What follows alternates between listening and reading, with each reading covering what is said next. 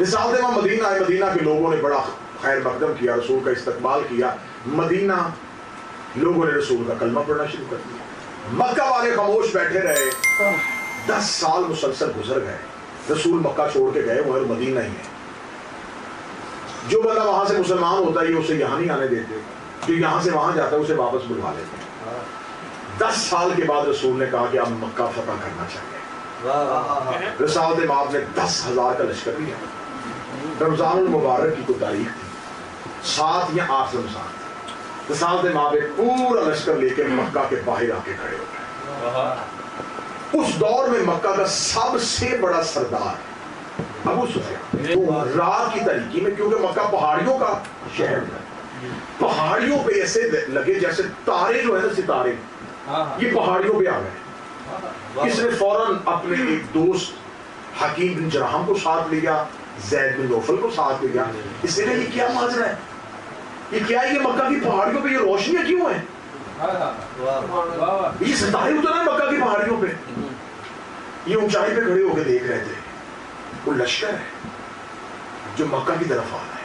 कौन हो सकते हैं, इन्हें पता ही नहीं था, इन्हें खबर ही नहीं थी। ये समझते थे कि नबी लड़ता ही नहीं है।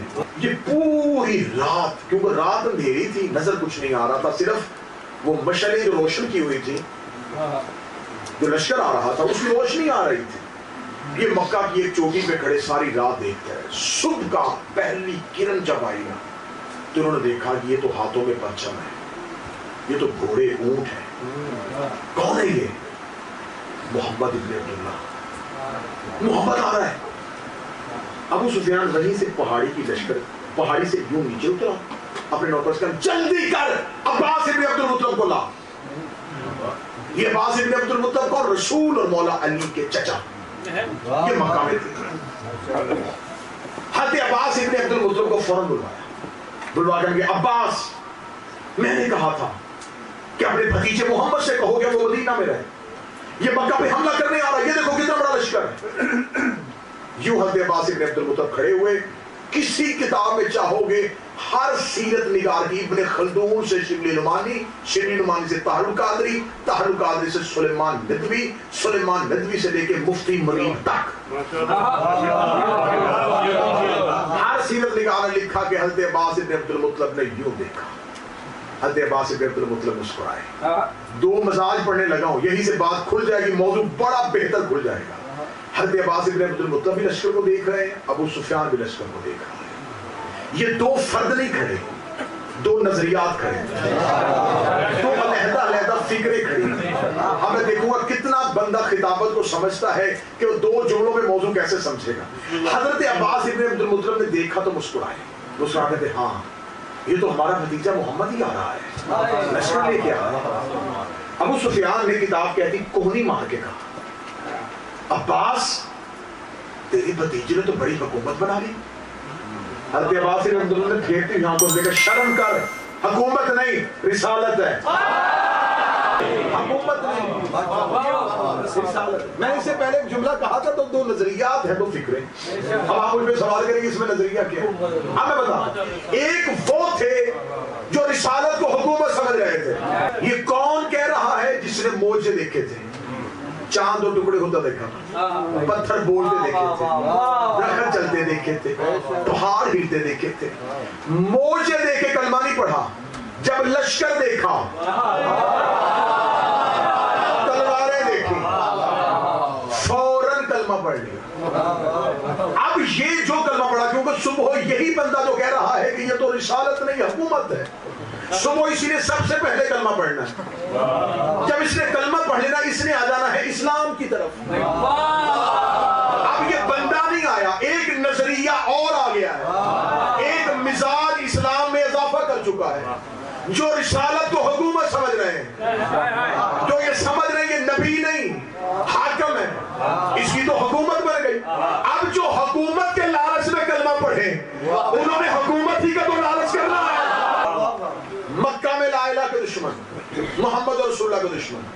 सुबह मक्का फतह, کیا کہا تھا پہلی دعوت میں؟ دیکھو میں نے تاریخ کا سالوں کا سفر تمہیں لمحوں میں کروایا. ماشاءاللہ. پہلی دعوت میں رسول نے کہا تھا چھوڑو بتوں کو. انہوں نے کیا کہا تھا؟ نہیں چھوڑو. موجے دیکھے نہیں چھوڑو, نہیں اپنے بتوں کو چھوڑیں گے, یہ اپنے بتوں پہ پکے رہے. اب رسول واپس مکہ پہنچے. اب وہی بندے جنہوں نے کہا تھا کہ نہیں چھوڑیں گے دل دہل گئے. اب لشکر سے ڈرے ہوئے, اب سہمے ہوئے کھڑے ہیں. یہ لشکر آ گیا ہے, قتل و غارت ہو جائے گی, مکہ لہو سے بہہ جائے گا. کانوں میں وہ آواز آ رہی ہے, آج سے چند سال پہلے یہی بڑی محبت سے کہہ رہا تھا, آپ نے نہیں چھوڑا, اب پتہ نہیں یہ کیا کرے گا. رسول آئے, خانہ کعبہ کے قریب, خانہ کعبہ کے دروازے کو کھولا, دیواروں کے باہر وہی بت جو کہا تھا چھوڑ دو وہ لٹکے ہوئے تھے. رسالت مآب آئے, حکم پروردگار کے تحت جھکے, کاندھوں پہ کھڑا کیا علی. رسول نے نہیں توڑے, کس نے توڑے تھے؟ کوئی جھگڑا تو نہیں اس پہ, کسی سنی بھائی کو, کسی اہل حدیث کو, کسی کو اختلاف تو نہیں, سب نے کہا بت رسول نے نہیں, بت علی نے توڑے. علی کاندھوں پہ کھڑے ہوئے, جن کو یہ چھوڑ نہیں رہے تھے, جنہیں یہ چھوڑ نہیں رہے تھے, علی انہیں توڑ رہے تھے. اب یہ ضربیں جو ہیں یہ بتوں پہ نہیں لگ رہی تھی. کوئی کہتا تھا میرے باپ کا بت, میرے دادے کا بت, میرے پردادے کا بت. کھڑا کون توڑ رہا ہے؟ علی نے توڑے ہیں, علی نے توڑے ہیں, علی نے توڑے ہیں. میرا مولا میں طریقہ یوں جگر نکال کے آپ کی سماعتوں کو ہدیہ کرنے لگا ہوں.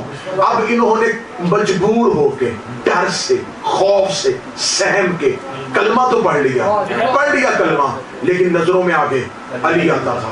اس نے بتوں کو توڑا, اس نے بتوں کو توڑا. بدر میں کوئی کہتا تھا میرا بھائی مارا تھا, کوئی کہتا تھا میرا باپ مارا, کوئی کہتا میرا چچا علی نے مارا, کوئی کہتا میرا دادا علی نے مارا. کیونکہ اللہ آتا نہیں تھا, رسول لڑتا نہیں تھا. اس کے دشمن بھی علی مار رہا تھا, اس کے دشمن بھی علی مار